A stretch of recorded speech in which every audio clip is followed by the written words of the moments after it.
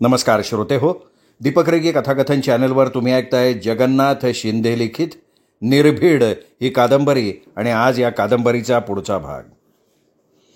यशवंतराव आला अचानक ऑफिसमध्ये. दादा, एक महत्त्वाचं काम घेऊन आलो आहे. आत्तापर्यंत झुंजारराव असं नावानं संबोधणारा आज दादा म्हणत होता. हां, बोल की. झुंजाररावला वाटलं वाड्यासंदर्भात बोलणार असेल. दादा, नगर परिषदेचं इलेक्शन लागलंय. हो, मला माहिती आहे. ते नार्वे तिकीट देतो म्हणले होते, आता नाही म्हणतात. नार्वे शहर अध्यक्ष. झुंजारराव ऐकत राहिला. दादा, गेली 5 वर्षे वार्डात काम करत आलोय मी उभा राहणारच आहे.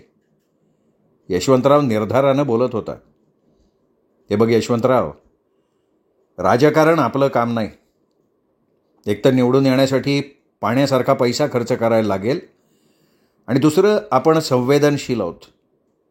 राजकारणात दगडाचं काळीज लागतं आणि गेंड्याची कातडीची माणसं असायला लागतात तिथे. भावनाविवश माणसाचं ते काम नाही. पण दादा, मला राजकारणात इंटरेस्ट आहे. गेली 10-15 वर्ष मी राजकारणात आहे. यशवंतरावाच्या बोलण्यात निर्धार होता. विरोध करण्यात अर्थ नव्हता. तरीही बंधुप्रेमापोटी तो म्हणाला, हे बघ यशवंतराव, मी शब्द टाकला तर कुठेही नोकरी मिळून जाईल. तू नोकरी कर ना, आता तू संसारी माणूस आहेस. नाही दादा, ते नोकरी करणं आपल्याला नाही जमणार. ठीक आहे, मग कर तुझ्या विचाराने. मला तुझी मदत हवी.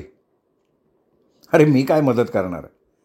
माझ्याकडे लेखणीशिवाय भांडवल नाही, ते मला माहिती की. पण सामान्य माणसात तुझं वजन मोठं आहे. तू वार्डात एकदा फिरला ना तर तुझा भाऊ या नात्याने मला मतदान करतील. हे बघ, तुझ्या वहिनीचं बाळंत पण जवळ आलं आहे. 4 आठवडे तरी मला दुसरं काही सुचणार नाही. दादा, फक्त 1 दिवस? नाही, शक्य नाही आहे ते. डॉक्टरांनी दिलेल्या तारखेपर्यंत तरी नाही. यशवंतराव गप्प झाला. थोडा वेळ बसून राहिला, निघून गेला. झुंजाररावांनी केलं ते योग्य केलं होतं. घरी फक्त आई. धावपळ करायला लागली तर गुंतून राहणं योग्य नव्हतं. केलं ते योग्यच केलं. दिलेल्या चिठ्ठीप्रमाणे औषध घेऊन तो घरी गेला तर घरात कमळी नाही. आई, अगं कमळी? आरतीचे वडील आलते, घेऊन गेले. पण मला फोन तरी आल्या पावली घेऊन गेले. गाईत होते ते. झुंजारराव मटकन खाली बसला. काय बोलावं त्याला सुचेना. मंगल मात्र बडबडत होती. अरे, वाटलं होतं बाळणपण हितं होईन, सारं करून ठेवलं होतं. खूप दिवसांनी बाळाची हाऊसमौज करायची संधी आलती, पण गेले घेऊन. तसं पहिलं बाळणपण माहेरीचं असतं म्हणा, नेऊ दे की नेली तर. हातपाय नीट सुटले तर देव पावला. खरं तर मंगलला हुंदका आला होता, पण तिने स्वतःला सावरलं. झुंजाररावला घर खायला उठलं. तो उठला, वाड्यावर आला. अरे दादा, तू निवडणूक लढव. मी पूर्ण वेळ तुला मदत करणार आहे. मी घरोघरी फिरीन, पत्रकं वाटीन, तू जे काम सांगशील ते करीन. यशवंतराव त्याच्याकडे बघतच राहिला. 4 दिवसात शहर अध्यक्ष नार्वे 8-10 कार्यकर्त्यांना बरोबर घेऊन वाड्यावर. कार्यकर्ते म्हणजे तालमीतली पोरं आणि पैलवान म्हणजे गुडघ्यात मेंदू. ऐकून घ्यायची सवयच नाही. काय आरंभलंय झुंजारराव? हे आपलं इलेक्शन. माझ्या उमेदवाराच्या विरोधात यशवंतरावांना उभं केलं. यशवंतरावही तुमचाच आहे. गेली 15 वर्षे तुमचंच तर काम करत आलाय. अरे, पण यावेळी मी त्याला गबस म्हणलो होतो. का बरं? गणित असतं आमचं. मग आमच्या गणिताप्रमाणे यशवंतरावांना उभं केलंय. त्याला माघार घ्यायला सांगा. नाही घेतली तर उद्या शहरात नसन. तो या शहरात नसेल ना, तेव्हा नार्वे तुम्ही सुद्धा या शहरात दिसणार नाही. साहेब, याला उचलो का? एक पैलवान दातोट खात म्हणाला. पक्ष संपेल, नार्वे संपतील, तुम्हीही संपाल. मला हात लावला ना तर हात जाग्यावर नाही राहणार. झुंजारराव या क्षणी उचलीन. हे बघा, अशा धमक्या पालात द्यायच्या, वाड्यात नाही. तुझ्यात एक कार्यकर्ता पुढे झाला. खाडकन त्याच्या तोंडात बसली. बाकी कार्यकर्ते पुढे येणार तसं झुंजाररावांनी रिव्हॉल्वर बाहेर काढलं. 4-2 तरी घेऊन जाईन नार्वे मी. नार्वे गोंधळले. त्यांचा स्वरच बदलला. यशवंतरावाला मी स्वीकृत नगरसेवक करीन ना. या क्षणी तडजोड नाही. मग मार्ग काय आहे? तुमच्या अधिकृत उमेदवाराची माघार. अहो ते कसं होईल? ते आमदारांचे मेव्हणे आहेत. आमदारांनी हट्ट धरला होता का? नाही तसं नाही, पण मी बोलतो ना आमदारांशी. लागली झुंजाररावनं फोन लावला. साहेब, वॉर्ड क्रमांक 5मध्ये माझे बंधू यशवंतराव उभेत. मला माहिती किती. पक्षामार्फत तुमचे मेव्हणे. अरे त्या बावळटाला तिकीटच दिलं कसं? तुमचे नार्वे इथे पैलवान घेऊन आलेत. द्या नार्वेकडे द्या. त्याला चांगला ताण पाडतो. अहो तुमच्या विरोधात आम्ही जाऊ शकतो का झुंजारराव? झुंजाररावाने फोन नार्वेकडे दिला. नार्वेचा चेहरा क्षणाक्षणाला पडत होता. आडवा झाला तसा फोन बंद करून म्हणाला, झुंजारराव जख मारले आम्ही, पुन्हा नाही कर. नार्वे पैलवान घेऊन निघून गेले. आमदार खरं तर रतन साळगावकरांच्या खून प्रकरणाशी संबंध नसलेल्या बातमीशी प्रामाणिक राहिले. त्यांच्या मेव्हण्यानं माघार घेऊन पाठिंबा जाहीर केला. दुसरे 2 उमेदवार उभे होते, पण त्यांचा विचार करायचं कारणच नव्हतं. आपलं अस्तित्व दाखवण्यासाठी ते उभे. त्यांच्या बायका त्यांना मत देतील अशीही त्यांना खात्री नव्हती. शहराच्या इलेक्शनच्या गमतीजमती दैनिक सुप्रभातमधल्या झुंजारराव सदरात लोकांच्या खूप करमणूक करत होत्या. त्या तशा वास्तवावर विचार करायला लावणाऱ्या होत्या. आमदार पक्षाचे बहुसंख्य उमेदवार निवडून आले. आमदारांचा फोन आला. झुंजारराव, अभिनंदन आणि आभार. बोला आमदार, काय विशेष? अहो यशवंतरावाशी म्हणजे तुमच्याशी विरोध मागत पडला असता. बरं मग आता नगराध्यक्ष कोण? यशवंतरावाला करू का? नाही नाही नको. का हो? अहो नौखा आहे, अनुभव नाही. तुमच्या नावाला काळीमा नको. मग नार्वेला करू का? तुम्ही नाव निश्चित केलं असेल तर माझा विरोध नाही, पण काय? अहो तालमीतली पोरं घेऊन नगर परिषदेचा कारभार होत नाही ना. ठीक आहे. आमदारांनी भरत भोसलेला नगराध्यक्षपद दिलं आणि उपाध्यक्ष केलं यशवंतराव मानेंना. या सगळ्या गडबडीत कमळी डोक्यातनं निघून गेली.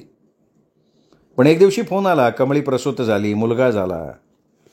झुंजारराव त्याच क्षणी घरी आला. 2 किलो पेढे, डिंकाचे लाडू, बाळाची आंगडी, टोपडी, बाळुती आणि आईला घेऊन कलेढोणला आला. डोक्यात काही नव्हतं. भूतकाळ विसरून गेला होता. आता एकच ध्यानीमनी स्वप्नी, बाळ. डिलिव्हरी दवाखान्यात झाली, पण व्यवस्थित झाली. दुसऱ्या दिवशीच सुट्टी दिली होती, त्यामुळे बाळंतीण घरीच होती. मंगल झुंजारराव घरी गेले. स्वागत कोणी आस्थेनं केलं नाही आणि तशी अपेक्षाही नव्हती. आपलं बाळ, आपलं माणूस या पलीकडे विचार नव्हता. पायावर पाणी घेऊन दोघं बाळंतिणीच्या खोलीत गेले. बाळ झुंजाररावाची झेरॉक्स कॉपी होतं. मंगलला आठवलं, शेम झुंजार असाच होता. लांब सडसडीत टुकूटुकू बघायची पद्धत सुद्धा तशीच. मंगलनी त्याला मांडीवर घेतलं, पटापटा मुके घेतले. झुंजारराव एकसारखा बघत होता. बाळाला मनात साठवत होता, हृदयात कुठेतरी जपत होता. झुंजारराव आता बाप झाला होता. माणसाच्या जीवनाचं फलित काय? पितृ मातृ ऋणातून कधी निवृत्ती? संसारातली सर्वश्रेष्ठ फलश्रुती काय? जीवनातला सगळ्यात श्रेष्ठ आनंद कोणता? देवत्वाचं खरं रूप कुठं आहे? साऱ्या प्रश्नांचं उत्तर त्याच्या समोर होतं. घरात बाळ आल्यानं पती पत्नीतले नाजूक धागे अधिक घट्ट होतात. घराचं गोकुळ होतं. घरातल्या म्हाताऱ्यांना सुद्धा बाळसं येतं. घर समाधानानं भरून जातं आणि झुंजारराव हे आत्ता अनुभवत होता. काय आणलंय? पेढे एवढेच होय? 25 किलो वाटले. आणि डिंकाचे लाडू काय खलबत्त्यात घालून फोडून खायचे काय? काय बाई तरी एक चिरगुटं घेऊन आली बाई. नवी कोरी कपडे आणलेत बाळाला आम्ही. सासूबाईची फुरफुर चालू होती. दोघेही ऐकून बहिरे झाले होते, पण आपल्या बाळासाठी म्हणून सहन करत होते. आमची मुलगी, आम्ही काय कमी ठेवलंय का? दवाखान्याचा एवढा खर्च आला, आम्ही भरलेन पैसे. मग कशाला नाटक? चिंध्यान पेढे. डिलिव्हरी आमच्या इथे करणार होतो, तुम्ही का घेऊन आला हिला? झुंजाररावला असह्य झालं. अहो काय सोयी आहेत तिथं? इथं आम्ही चौघे राबतोय. मी आत्ता घेऊन जातो, आमचं आम्ही बघू. दोघं भागवू, नाही तर बाई ठेवीन. पगार किती आहे जावय बापू? पोरगी अवघडलेली होती, किती ठेवल्या होत्या? 10. हे बघा, बायको माझी आहे, माझं मी बघेन. हात ग बाया, बायको तुमची आणि आमची कोणी नाही का ती? झुंजारराव बोलणार होता, पण मंगलनं दाबलं. चल झुंजार, झुंजार आपण निघू आता. झुंजारराव निघाला. झुंजाररावला सर्वात एका गोष्टीचं दुःख होतं की एवढं झालं तरी कमळी काही का बोलली नाही. तिने आईला एक शब्द का वापरला नाही. बारशाचं काय केलं कोणी सांगितलं नाही. झुंजाररावनी विचारलं नाही. नाव काय ठेवलं माहिती नाही. माहेरच्या ओटीचं काय केलं कळलं नाही. गेल्या 8-10 महिन्यात फोन नाही, खुशाली नाही. नेमकं काय करावं तेच समजत नव्हतं.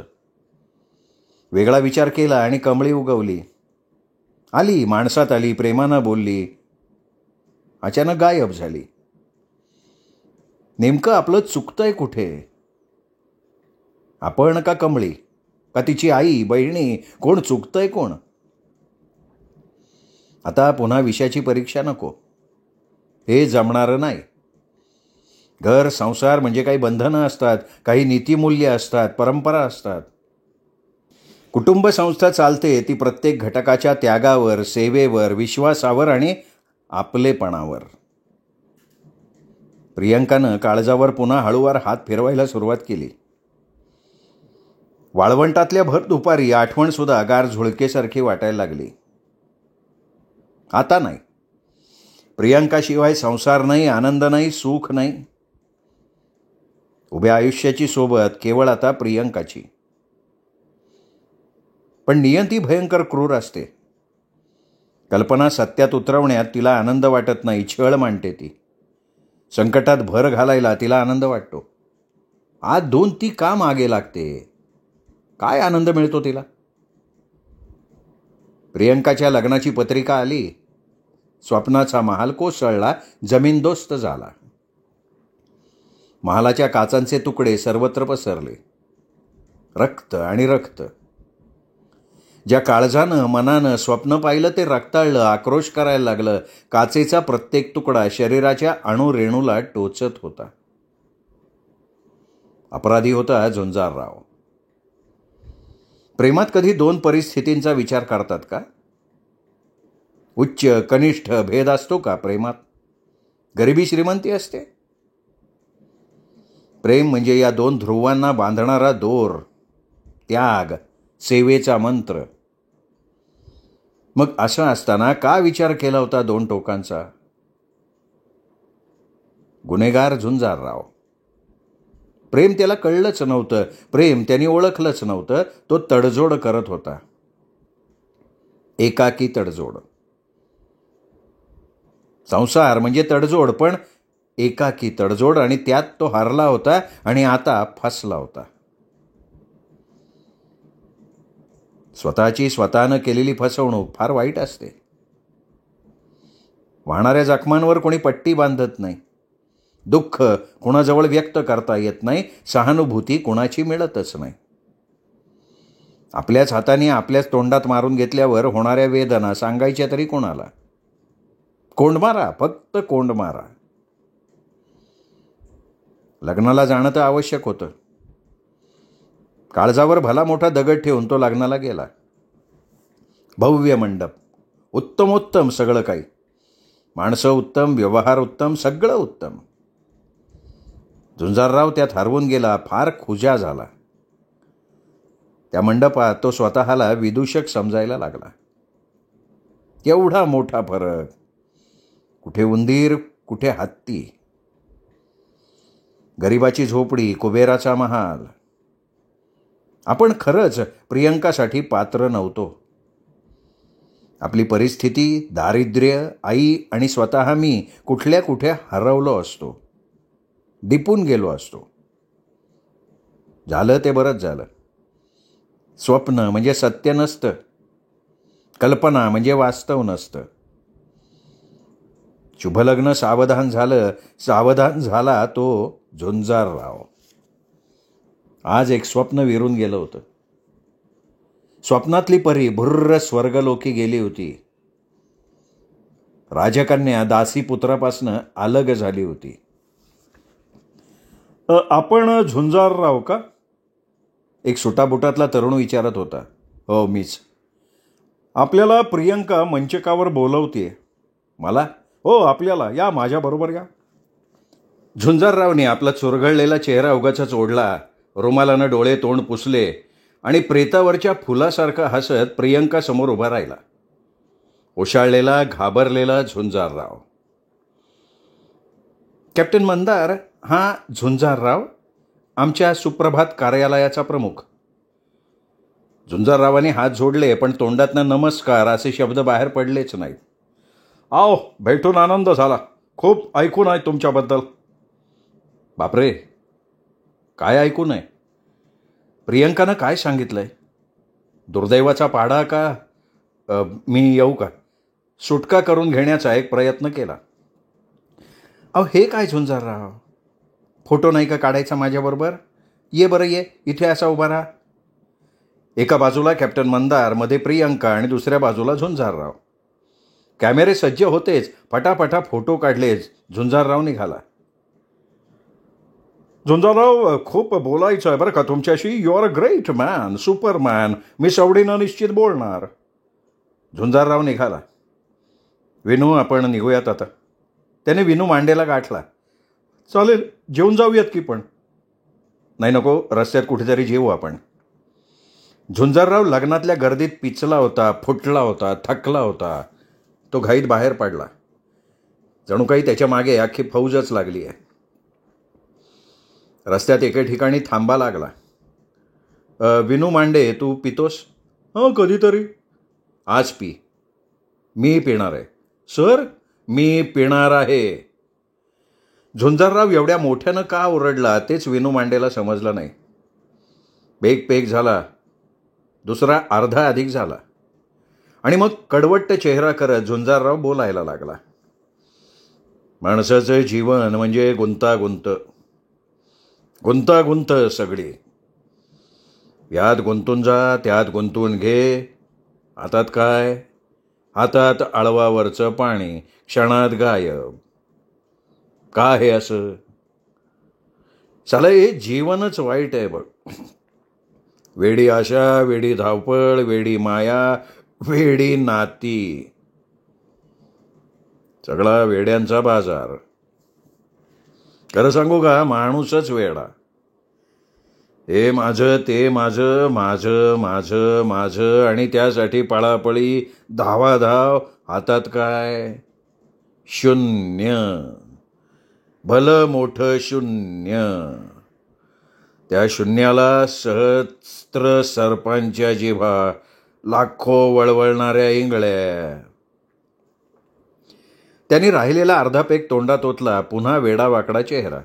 नियती रे नियती. ही नियती ना क्रूर असते, वाकुल्या दाखवते.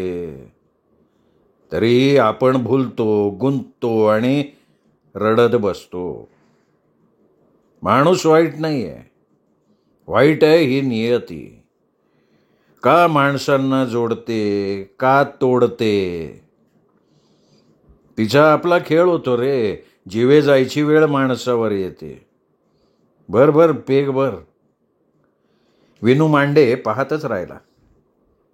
पाहतोयस काय? आहे काय पाहण्यासारखं? हसं झालंय माझं, जीवनाचं हसं. होती हिरवळ होती, नाही असं नाही. काळजाचे तुकडे झाले, आतडी पिळवटली, मन अश्रू ढाळायला लागलं ना की मी त्या हिरवळीकडे बघत राहायचो. आज आग लागली, जळून गेली, ती जळाली. माझं काळीज जळालं. मला माझं जळलेलं काळीज या दारूत विझवू दे. बर ग्लास बर. झुंजारराव, तुम्ही कधी पित नव्हता, आज खूप झाली आहे. दारू पित नव्हतो रे, स्वप्न पित होतो. वाटत होतं स्वप्न वरदान असतात. दुःखावर फुंकर असते, वाटचालीला प्रेरणा असते, जगण्याची ऊर्जा असते, उद्याचं समाधान असतं. पण नाही रे, नाही. स्वप्न हे दुःख आहे. स्वप्नामुळे मन, भावना, कल्पनांच्या राज्याची स्थापना करतात. कोणातही राजकुमारीला उभी करतात, भुलवतात, अगदी नाचवतात आणि तीच स्वप्न भाले होतात, हजारो वार करतात. झुंजाररावने ग्लास तोंडाला लावला. आता आपण जेवून घेऊ, बास झालं आता.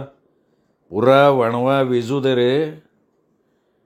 ठिणगी राहिली ना तरी माझ्या काळजाला वात देईल, पेटेल ती.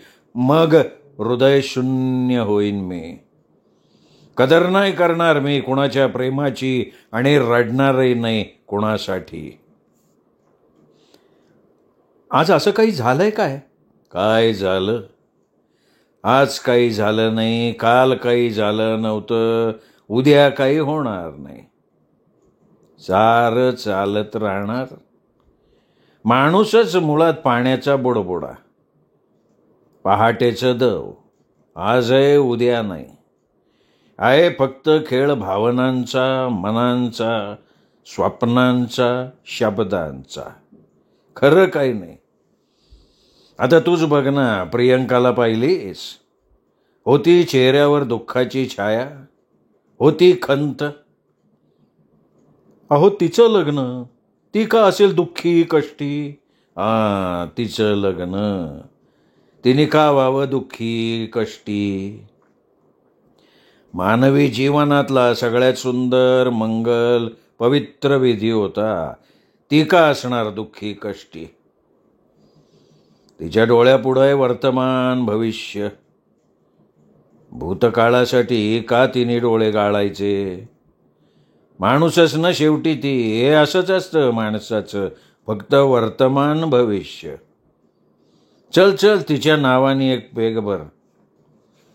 प्रियंकाशी काही झालं का? कसनुसा हसला तो. माझ्या नाही झालं, पण कॅप्टनशी झालं. लग्न झालं ना. उद्या ती त्याच्या कुशीत असेल, त्याच्या कानात बोलेल, मी तुझी आहे, फक्त तुझी. आपल्याला काय त्याचं? ती त्याची बायको आहे, आपला काय संबंध?